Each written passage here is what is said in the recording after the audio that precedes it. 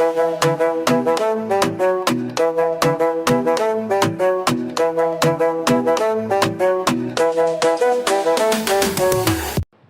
morning, good evening, good afternoon, good whatever time it is from wherever you're watching us from. Welcome yet again to Tony's Pod. I'm your host, Anthony Mutugi. Today is on the 14th of June, the year of the Lord 2025. Yet another day that the Lord has created that we are always rejoiceful and glad in. It's a beautiful Saturday afternoon. Actually, it's evening. It's already in the night in Nairobi, Kenya. Perfect weather, although the cold is catching in. And we still move on day one step at a time. Well, welcome again as we unpack some of the headlines that have been hitting our stories, from politics to society. And as always, we promise that we'll always speak the truth. We'll always try to look at the funny side of everything and always put a voice behind all the stories. Everything you hear reflects the events of today, and the context stands as of this date.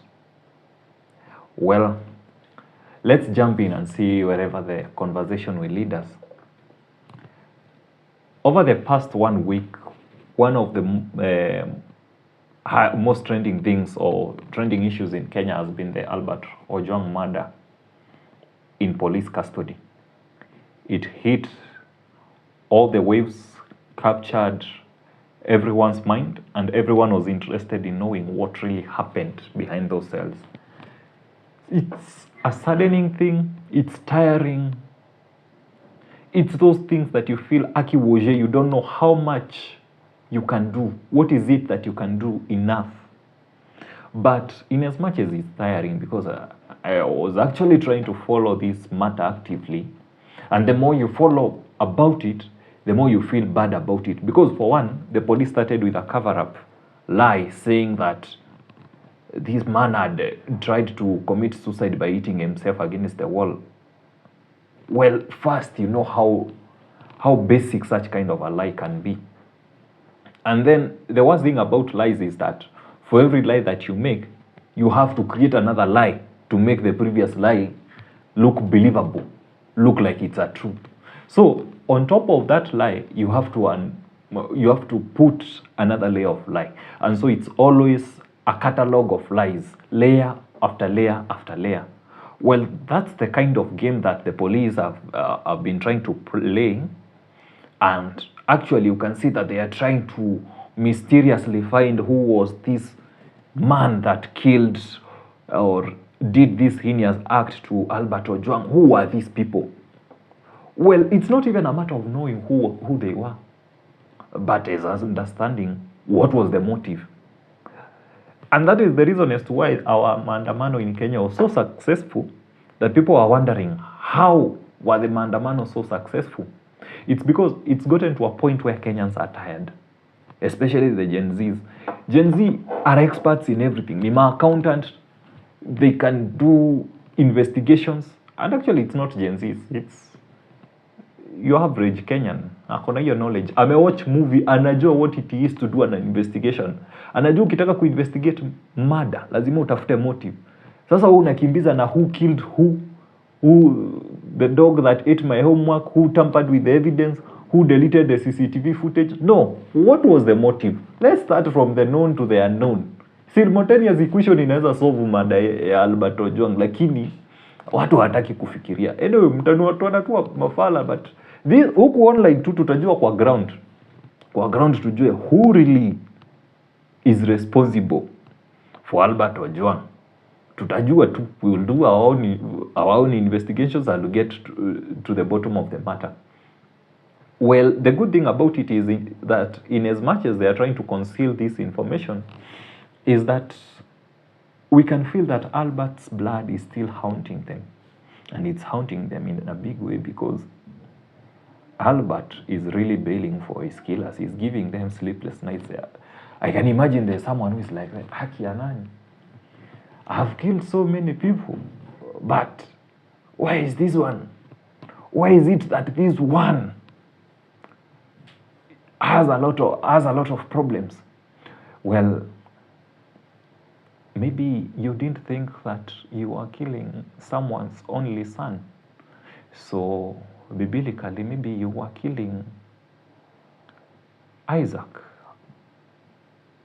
You killed Isaac, the child of a promise. Well, because you killed someone, now that means that a child is fatherless. God says that he is the father to the fatherless. You killed someone. Now she's a widow. He's the husband to the widows. You killed Albert, forgetting that God himself says that no parent should ever bury his child. Uchungu wa mwana ujuae ni mzazi. Albert parents are still crying. Wanalia times 2. So, kuna machozi times 5. Albert himself is following. Albert's child is wondering, where is Baba? Baba. He's babbling, a few months old, trying to understand where is Baba. And nobody can explain to the young kid that the Baba will never come back. Baba. He thinks he'll come back with some biscuit or whatever it is. The widow is crying to God for justice. The parents are crying to God for justice. Hiyo machozi yote, hata sisi wa Kenya hata tukashikana hatuwezi panguza. Hiyo ni Mungu tu anaweza panguza. And from the look of things, God is confusing the enemies and they are actually going to destroy themselves.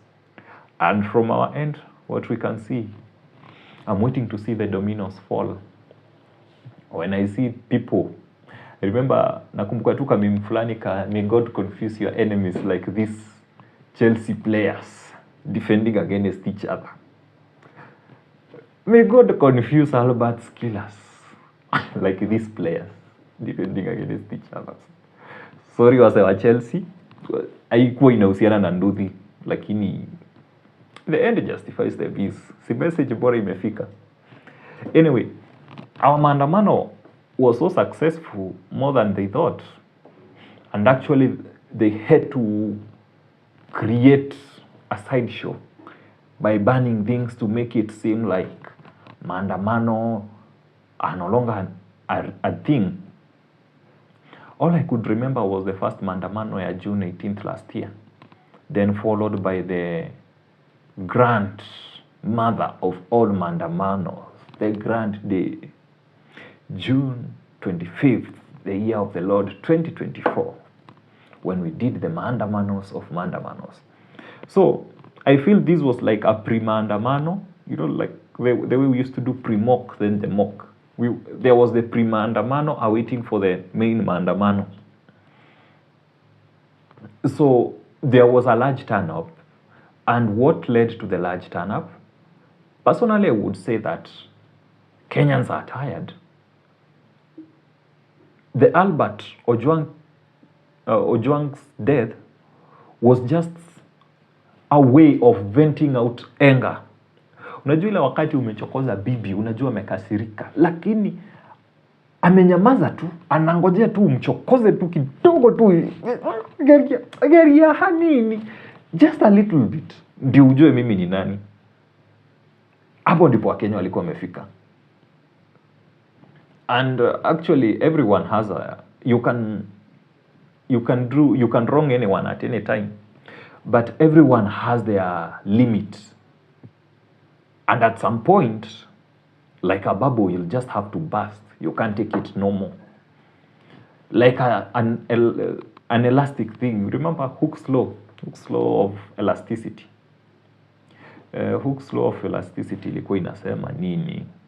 Like there's a point you can reach beyond your own elastic limit where you can't take it anymore.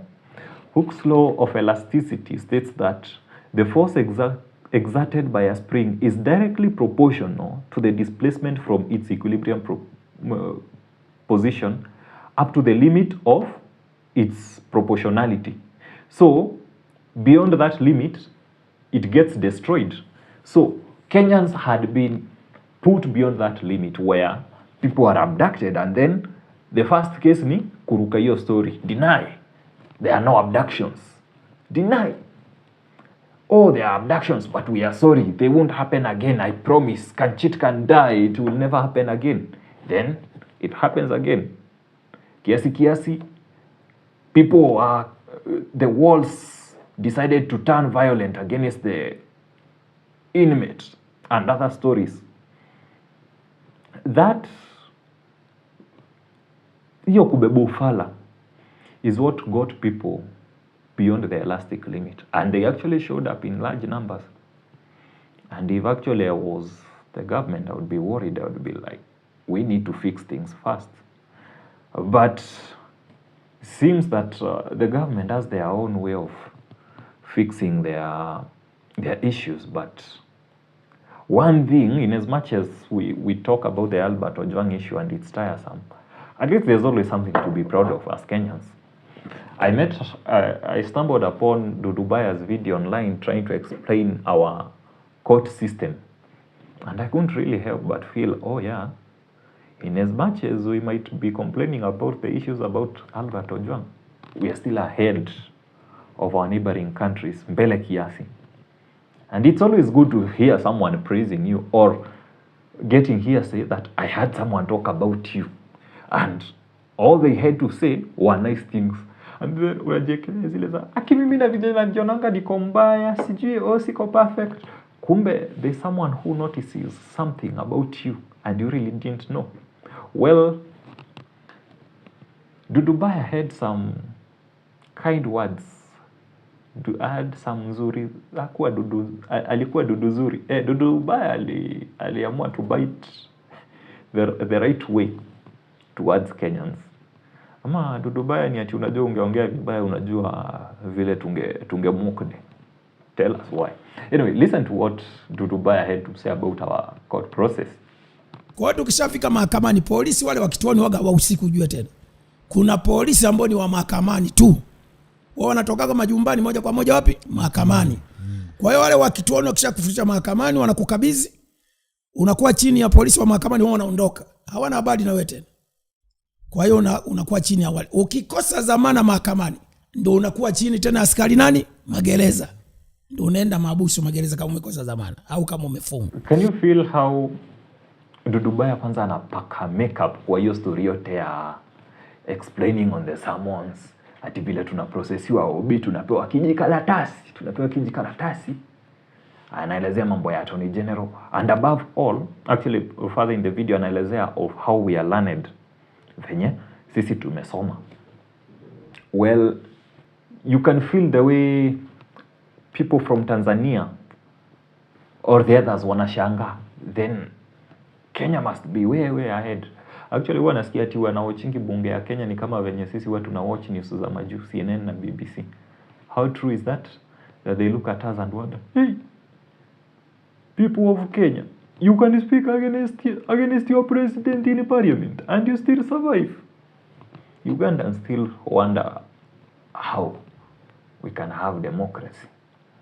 Talking about democracy and all these things that have been happening, I came across Femi Kuti's video akiongelelea democracy. Hebu sikia vile alisema about democracy, because that thing got me wondering. Hey, I wonder now, what you mean? What could democracy mean now? Can you explain to us? Listen to what this man had to say about democracy. Now, I mentioned democracy. Now, in English man will say democracy. But if the African man wants to say it in broken, he will say democracy. Listen now. I now thought of the word. I said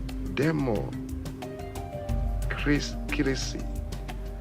That's now I saw craziness.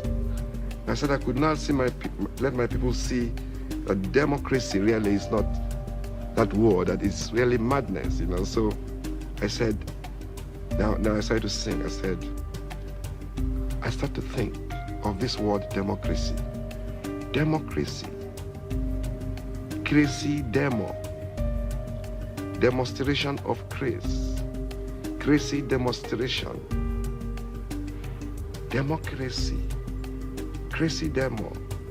Demonstration of grace. So Femi Kuti says that from the word democracy, he understands democracy, crazy demo, and demonstration of craze. Now, ukioverthink his story, you will come to the same conclusion. Is democracy really a good thing as we put it, by the way? Because we were just demonstrating the other day, always demonstrating. We always demonstrate how crazy we are by the kind of crazy leaders we elect. And actually, democracy makes us crazy for power, don't we? Okay. What is the nexus between craziness and democracy? For those of us who read Henry Gibson's play An Enemy of the People, Dr. Stockman would say that a majority of the people are the ones that are not bright, that the minority are the ones who are bright. So imagine being led by a majority, who most of them, according to Dr. Stockman, were not the bright ones, were not the elite brainwise in society. Food for thought. Anyway, moving away from that about hearing nice things about us, let's come back home and listen to our very own Wamunyoro man, the truthful man. The truthful man was in Nyandarua, in the burial of Gigi Karaoke's wife. And of course, lazima angetupea soundbite for the week. And listen to what he had to say. Na watu ya Rumuruti, hawa officers akina Muhoro, hawa professionals, serikali ile mimi nakuja kuunda, hawa ndio watanisaidia kufanya kazi. Wale professionals ambaye walifanya kazi ambaye inaonekana. Mbona nita tukubalie tu tuibe wimbo moja ndio muendelee. Mr. Wamunyoro, nini inakupea hiyo confidence ya kusema ati utaunda serikali? Kiasi tu uanze kugawa viti, tuanze kusikia usijui wapi waziri ya mashamba. Kuna jamaa alisema ati waziri ya mashamba, waziri ya mashamba kuja hapa. Then vindu vichenjanga. Anyway, story for another day. But I feel, yes, in as much as we are on the same side, Rigiji, we still know who you are. We are saying tuko pamoja, Ruto must go. Here now we are in agreement. Hapo now tuko pamoja. We are both football fans. We all love football. But you are a Manchester United fan, I'm an Arsenal fan. Yes, we love football. But we are not on the same team. We are not on the same sides. There are still some pertinent issues about values that we are still questioning. There are still some pertinent issues because aren't you the same man who used to talk about shares? Ama umebadilika? When did the Damascus moment happen? Because Kenyans, we must look at elections from a perspective of not just voting someone out. Kenyans vote out of emotions where we go to vote out leaders instead of voting in leaders. So in as much as we want Kasongo out, we must check who are we putting in, because it's not an issue of choosing lesser evil. It's an issue of looking at values. Values and values alone, ndizo zitatuokoa. Because I believe we always know the right decision to make, but who are we? Democracy. We must demonstrate our craziness in the ballot box. Let's not demonstrate our craziness in the ballot box. I feel like playing that video again, just to remind us that we should not demonstrate our craziness by electing another crazy person again, never again. Hebu tusikie venye Femi Kuti alisema. Now I mentioned democracy. Now in English, the Englishman will say democracy. But if the African man wants to say it in broken, he will say democracy. Now, I now thought of the word. I said democracy. That's now I saw craziness. I said I could not see let my people see that democracy really is not that word, that it's really madness, you know. So I said, now I started to sing. I said, I start to think of this word democracy. Democracy. Crazy demo. Demonstration of grace. Crazy demonstration. Democracy. Crazy demo. Still at the burial, there was something more that Rigiji had to say. That's why I was saying, in as much as I'm not for Rigiji, kuna mahali tuna agree. Tumekuja hapa tuna form national team. So when you are forming a national team, you don't look at you look at the strength of the Manu player. You get the strongest Arsenal player, all for the good of the team, because you know where each one of them will play to their strengths. So Rigiji, as the winger of as the right winger of the Ruto must go brigade, he was out to talk about how money is being dished out in the name of development tours. Sikia president ametoa mita ngapi? Just listen in. Huyu Soprano anaenda na 100 million every week. Hii ni ile pesa Muriithi amechukua. Sasa wewe Muriithi, si uchukue pesa ijenge barabara, iweke maji. Hawa askari hawajalipwa allowance yao.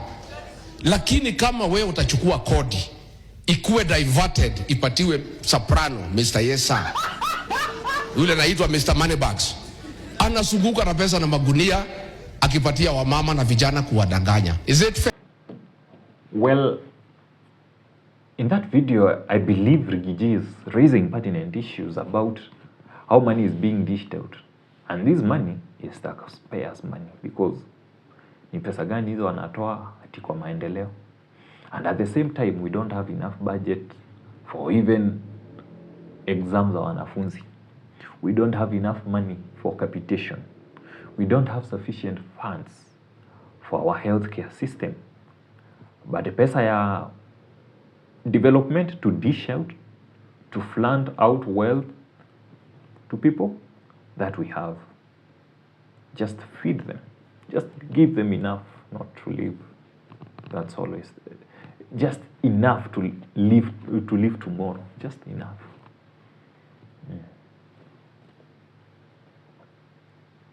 Well, Rigiji is raising some pertinent issues about that problem, and we are all seeing the issue, and it's a hopeless and helpless situation, because I wonder how can we say no to this money? Because at the point yenye Wakenya watakataa hiyo pesa na waseme no, I would like, instead of the posho meal that you have given me, instead of the 2,000 that you have given me, I want a road. I want a working healthcare system. I want hospitals, public hospitals with drugs. I want to see to it that the average Kenyan who drives a car can comfortably take their child to a public primary school. When I meant drive a car, I meant just in the level of income. May not be misquoted. Because mtu wako na pesa kidogo hawezi peleka mtoto wako public school. Let's be honest, that's where the level of education in the public school has reached. Kila mtoto wake ako boarding school, academy, preparatory. Shule za kanjo ziliachiwa kanjo. Kuna the days when schools like Nairobi primary were full of watoto wa principal secretaries, a senior person in a parastato, mwingine hata labda ni mtoto wa minister. when did those children last attend a public school? High school, same case. Maybe the numbers are not as much as, but it's the same case. So the money that we are being given should be actually working for us. And the time we as Kenyans will say no to their money, then it will mean that it will be irrelevant. Haitakuwa na kazi. Na maybe watafungua akili. But by then, we hope we'll have demonstrated our craziness by getting them out of power and getting sane people in power. Anyway, since Mr. Yesman ndiye alikuwa ametumwa, I'm really proud when he gets some shots and always receiving some stray bullets. And even before receiving some stray bullets from Kinarigiji and team, I just remembered his part about hyping himself, being your own cheerleader.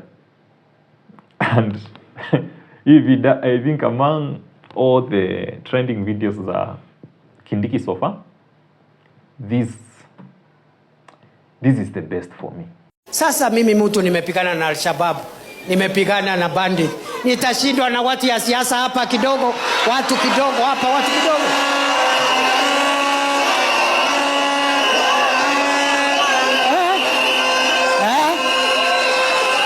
Mimi ni noma si noma, mimi ni fire si fire.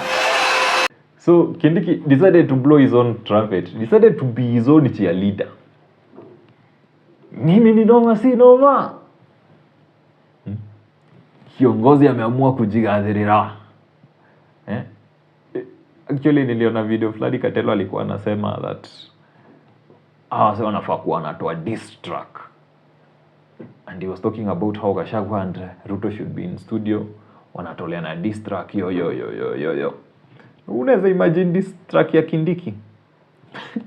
Diss track ya Kindiki inatoka la Kasaprano. Na mimi ni noma si noma. Okay, just weird thoughts. Tungetaka kusikia hiyo diss track ya Kindiki na Soprano. Anyway, moving away from mimi ni noma si noma. Back to the base issue. It reminded me of a friend of mine mwenye alikuanga na trolliwa. At least unajua ungekuwa ni mkamba ana base ingeeleweka, because kuna wakamba wengine mimi sijui, mimi ni mkamba na niko na base. Kuna wakamba wengine si tukipack base huko Shugaya Hills wakati tulikuwa tunahama tunakuja huku Kenya, walisahau wakaache zikabebwa na Wamijikenda. Sasa base yao inakuanga na Wataita wote. Sasa majamaa wakakuja wakapata wana base. Sasa kuna beshte yangu anaitangwa Ernest Musembi. This is a true story by the way. So Ernest Musembi ni mkamba, najua ni mkamba ana base. We play with Ernest, we hang out quite a number of times. Mnapatana weekendi, play FIFA with the boys, pool, catch up, take a few of the devil's drink. So it's one of those heated pool moments that as men you are playing pool na mnajibamba nini. And then I'm not a very big fan of pool, so mimi nitakuwa hapo na wahesabia and na wachokoza tu. So Ernest anaongelea story ya sijui timu mpira imechezwa vibaya. Anaongea na machungu because alikuwa nia kule do na amekulwa sijui dhao mara ya 4. So ako na mauchungu, kuna vile ako na emotions. Sasa emotion kake kanatoka na Soprano akiongea akielezea. Nyinyi ni kama mmeniimbia. Hii jini ilikuwa inangonga hapa. Na hii kaingia hapa. So, trying to explain this thing, and then the people who is playing with, I'm not sure whether ni poka amemchezea ama ni nini, whether he has a legit complaint or not. But they are laughing at how he's talking. They are not even laughing at the issue that he is raising. He might be raising a very serious issue that maybe nimechezewa poka, maybe nimechezewa fall. But waza wanacheka wanacheka kasauti ka Ernest Musembi. Sasa Ernest Musembi akaambiwa, a friend of mine anaitwa Kevin. Kevin is a mean guy, by the way. Kevin says, Ernest, sasa ongea tena, lakini sasa uongee bila kulia, uongee bila kuimba. Mimi sijalia, mimi silii, mimi wanaongea hivyo.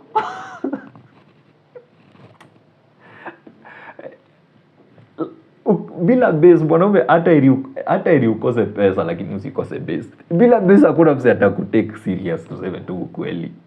Bila base hakuna mtu atakuheshimu. That's the thing I think I learned about base with the experience of Ernest Musembi. Ukitaka kulia kama ni mambo ya siasa ololo.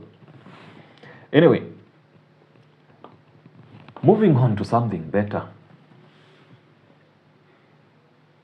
I found something on the internet, on the streets of the internet, and I found it worth playing to you. Just listen in.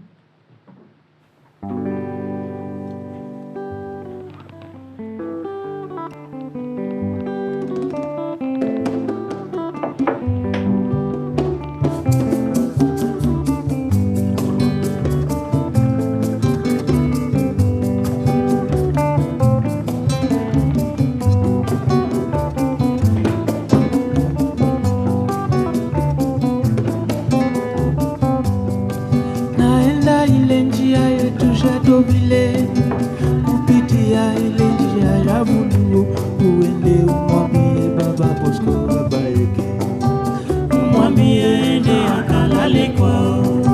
Kana flow. Naenda ile njia yetu jado vile, kupitia ile njia ya Mungu. Well, I know you know that tune from somewhere, right? Yeah, you didn't guess wrong. You guessed it right. Maproso by our very own Wakadinali. Sounds sweet. Sounds so Wakadinali. Sounds so rich, authentic, Kenyan, gangster. Everything Kenyan you can explain about that song, the harmonies, the authenticity. It has everything, the emotion. Name it all that is in that tune. And this song, or this specific tune, to make the Maproso song by Wakadinali and Susanna Owio, got me wondering, what is actually the Kenyan sound? If we were asked, what is the Kenyan sound? How would you define the Kenyan sound? Nigerians have Afrobeat. South Africans have Amapiano. What about us Kenyans? What is our music? What's our definition music? Is it gengeton? Is it urban tone? Is it mugithi? Is it genge? Is it taarab? Is it benga? Is it bongo? Is it rap? Is it hip hop? Is it reggae? What's our Kenyan music identity? What is that one sound that would define Kenya? Because, well, Kenya, we are exposed musically. We have to appreciate that. We are really exposed, and there's a lot of great music. But I feel that the Kenyan musical industry has not exactly given us the 100% authenticity of a sound that we can rely on. Well, creating a sound is not the easiest thing in the world, where you would say that you create a sound that people follow. It's a difficult one. And that's why I'm using the case of Wakadinali as people who are slowly by slowly creating a sound. Why? Because in them is embedded the DNA of the Kenyan music.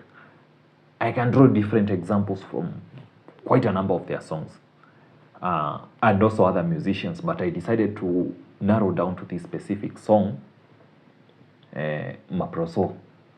Maproso, these guys went and used a tune by Mwenda Jean Bosco, a song called Masanga. This song Masanga yenye tumesikia the tune there, it was actually recorded in 1950. Had some really nice tune, some really clean guitar, right? You can feel the plucking and how great it felt. Well, these are some of the musicians who had come after the Second World War. They had survived the Second World War.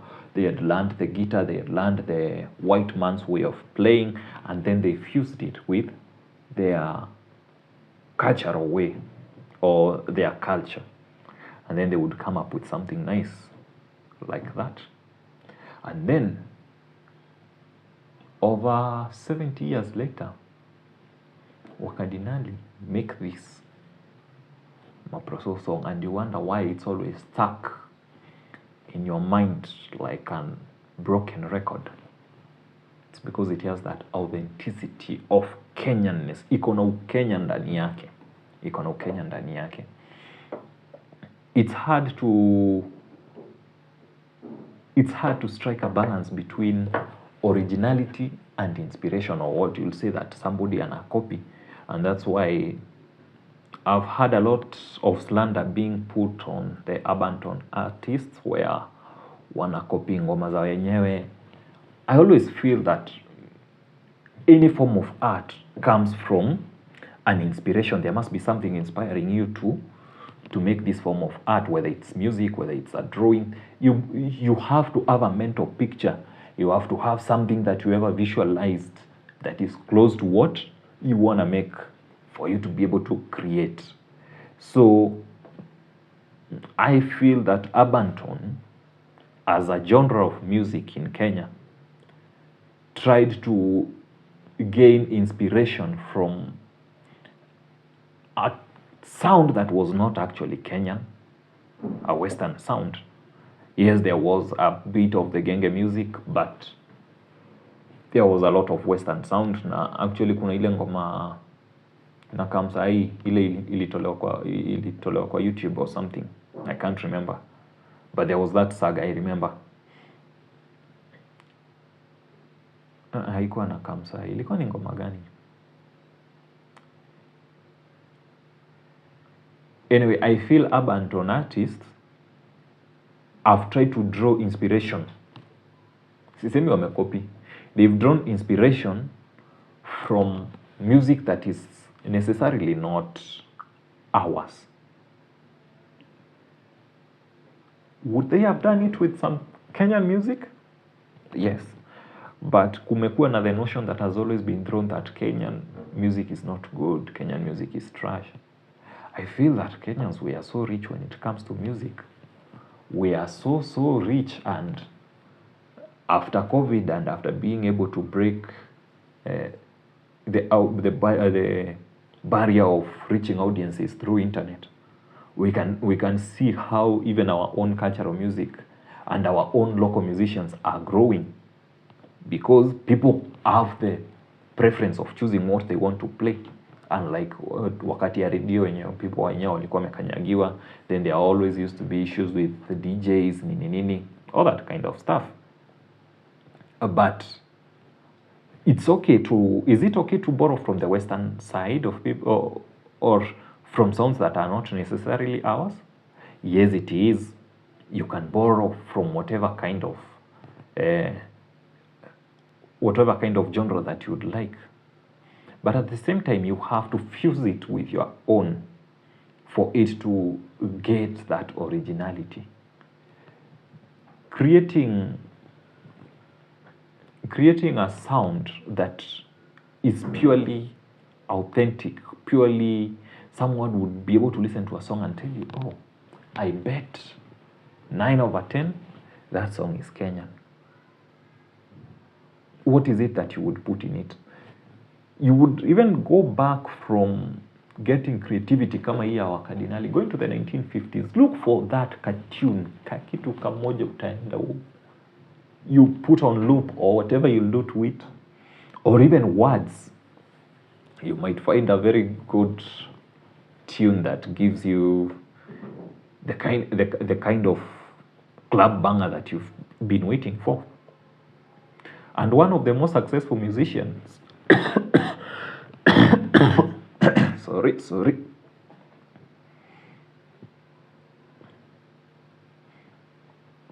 So my point is, Kenyan music can always borrow from other genres, whether it's reggae, hip-hop, blues, ama piano, Afrobeat, whichever tunataka. But it must always be based on our Kenyan musical roots, because those musical roots will always give us our identity. It will always have our DNA. I am the child of my parents, my father and mother. Embedded in me is the DNA of my father and mother. In as much as I learn something new, in as much as I learn other genres of music, but deep inside me, there's the root of where I came from. There's the nature of me, yenye iko hapo chini. And some of the musicians, especially like Bien, he's been so successful because he's understood on the importance of having that Kenyanicity, you Kenya, from the root of his music. And actually, unaweza angalia, there are quite a number of sounds which I would pick for you, za ngoma za Sauti Sol and Bien, that you can definitely tell the sounds that inspired them. And even I think kuna wakati nilikuwa na watch Bien talking in an interview, CTA, and he was actually talking about how he grew up listening to the likes of Katitu, and that would explain a lot about the lead guitar licks that are always on the on ngoma za Bien ama za Sauti Sol. Able to scale what he had to say.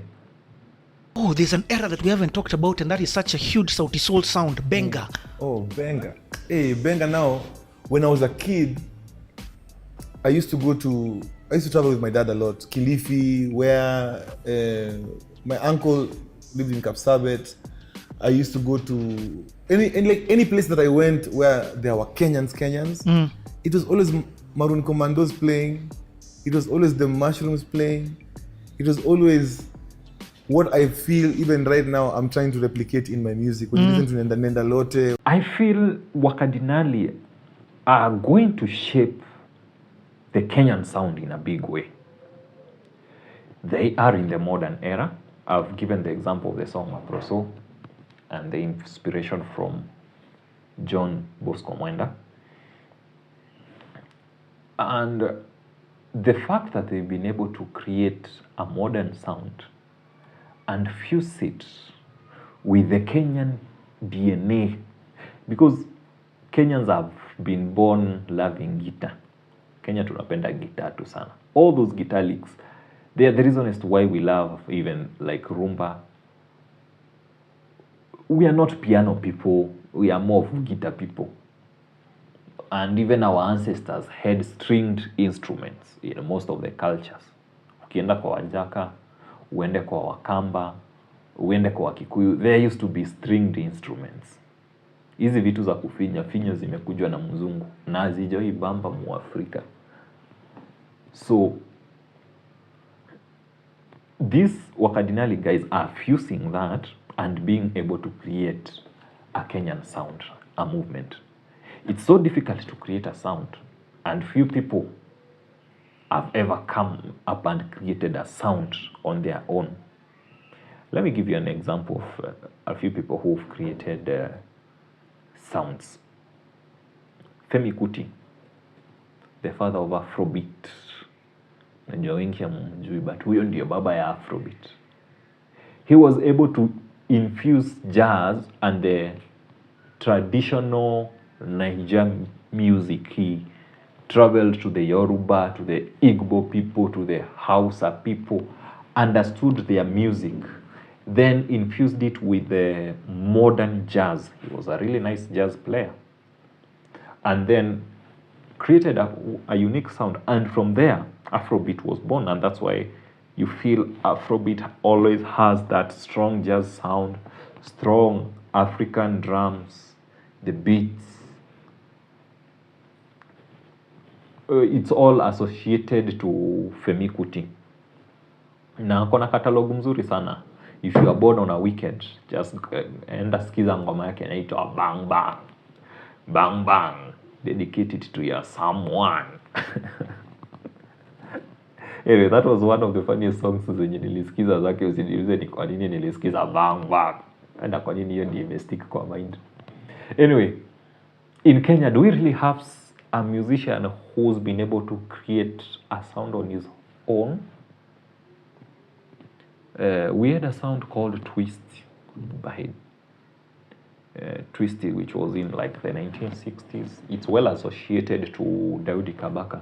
Twisty was a type of guitar playing that involved playing both rhythm and lead at the same time. Putting all those lead licks pamoja.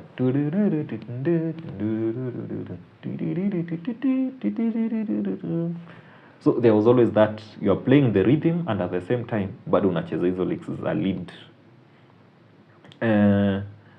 But we wouldn't associate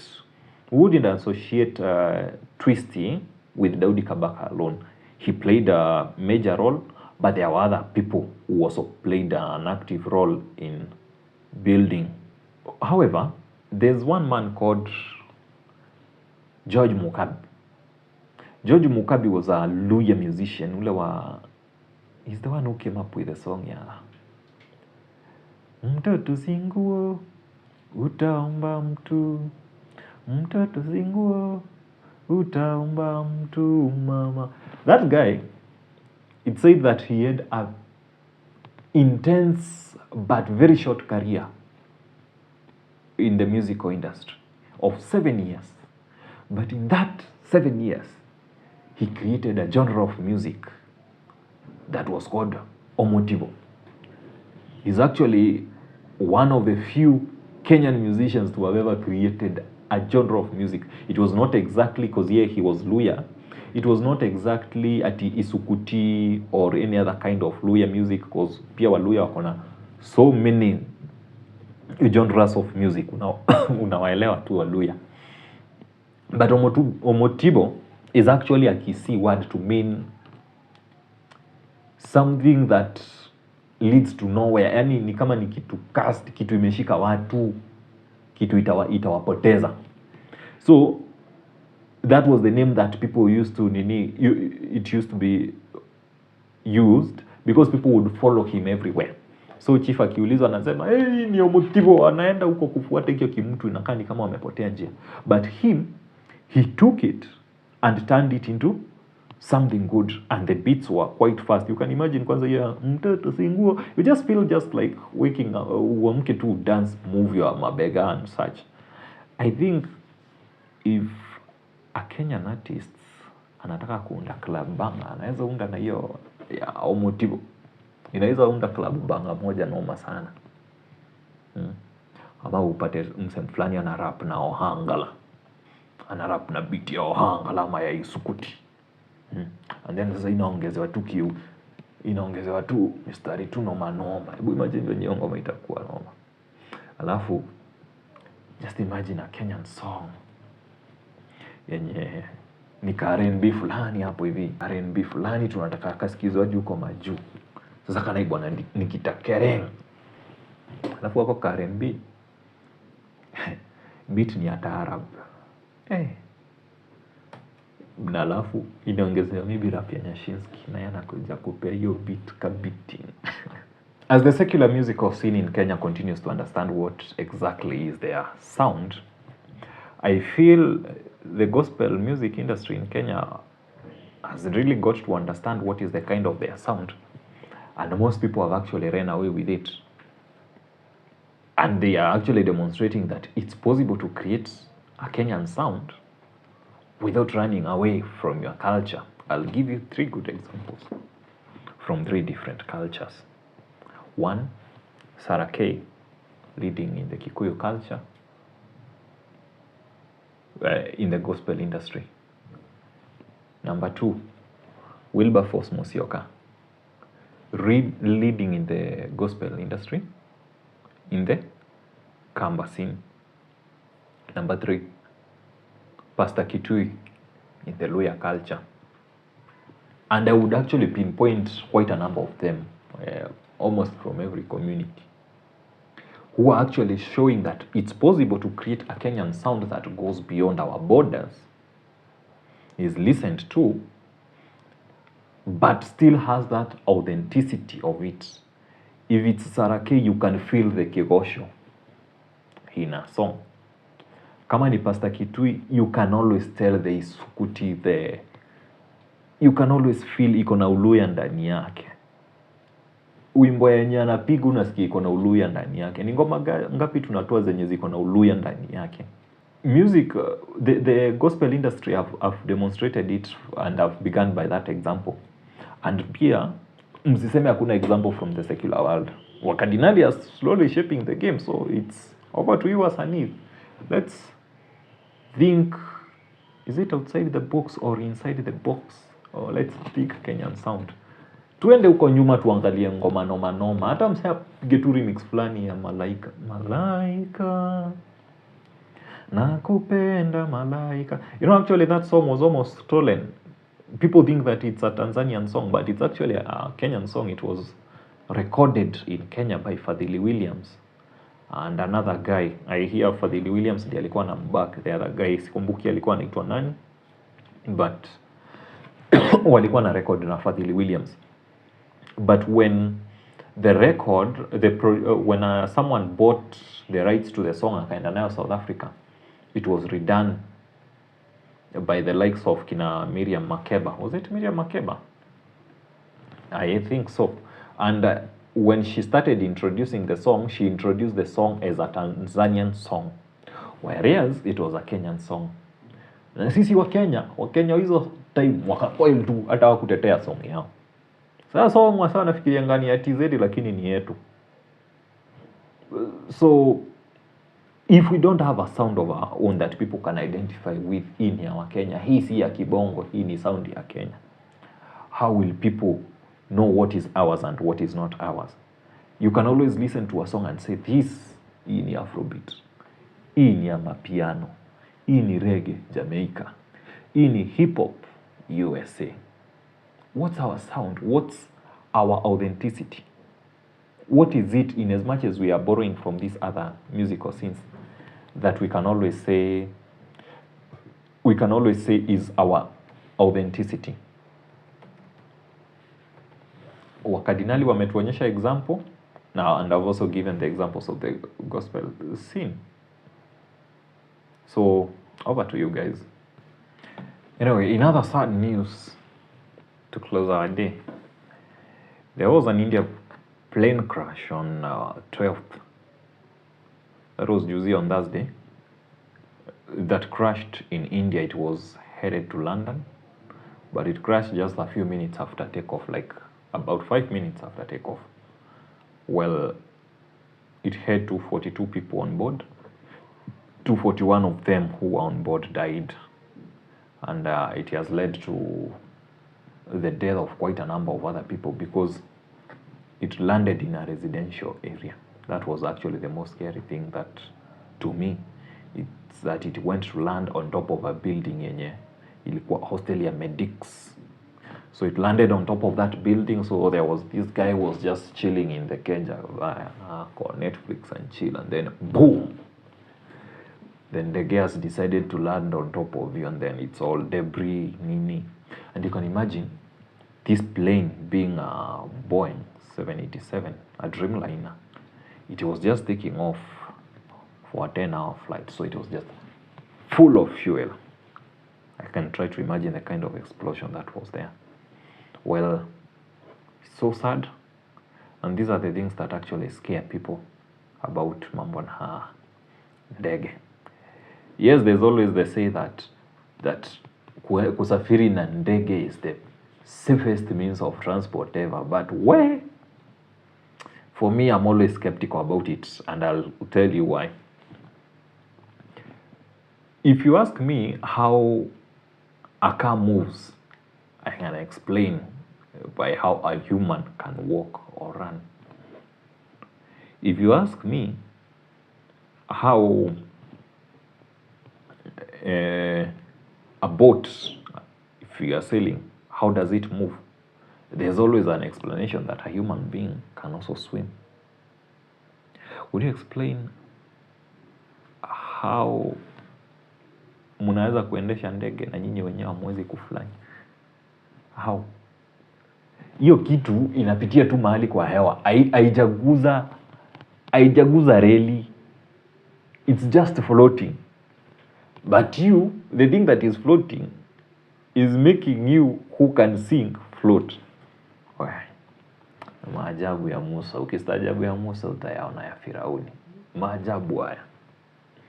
Anyway, I'm always skeptical when the flight is taking off, and I actually remember my first flight experience from Diani.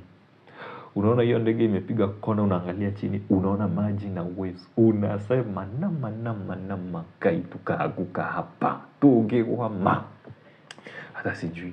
Anyway, the thing that comforts us is that they say that planes are the safest means of transport, and the actual due diligence that they usually put with air transport. It was so unfortunate. We actually don't know what was the real cause of this India plane crash, but I'm a lover of planes, and I've actually, in my life, I've actually lived in two places. Mahali ninaishi karibu na ndege, Utawala, and I've also lived along side za Wilson huko Nairobi West. Actually kwanza hapo along Wilson Airport ndege ilikuwa inapitia hapo tu juu ya nyumba.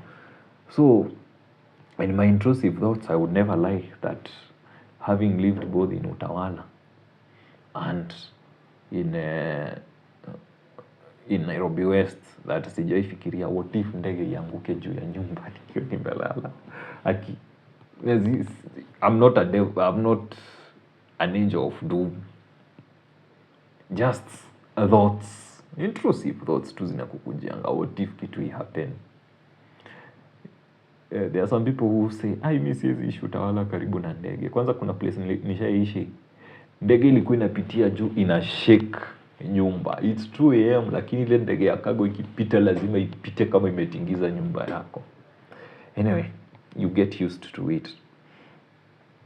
I love Utawala, and actually having heard that hii ndege ilianguka in a residential area, is it to mean that ndege ikaanza kuanguka hapa kutoka JKIA, that was Utawala ndio watakuwa the first casualties? Anyway, mimi Utawala is still somewhere that wase hawezi ya maraisi, because tutahama Utawala uachie Samosa World nani? Wewe unahama Utawala uachie Samosa World wapi? Utakuwa unanunua samosa wapi wewe? Na unajua hizi vitu haziko hizi town zingine. Hebu niambie. Anyway, team ya Samosa World, hebu waeleze venye these people are getting us broke with their samosas, the Samosa World. You people should come and taste Samosa World, and they are only in Utawala. Anyway, hii story ya ndege, forget about the samosa, sasa zinafanya nisikie njaa. Anyway, hii story ya ndege mimi nangoja the mkurugenzi version of it. Let him tell us more. Yeah, ndiye anakuanga, yeye ndiye anatupelekanga aviation classes moja kwa moja. I hope tutakuwa tunapata degree zetu soon. Kalif Cairo alituringia, alafu nikaona marks ziko porogosho chini. Kashanga, kwani kwa ground vitu ni different. Anyway, I want to close it there as of today. And thank you again for tuning in to Tony's Pod, where we always tell the Kenyan story as it is. If you think this episode made you happy, if you think it's worth sharing to someone listening to, don't hesitate. Remember to like, subscribe, and share. Stay informed, stay bold, and until next time, just keep questioning, keep caring, and above all, let's keep the conversation going.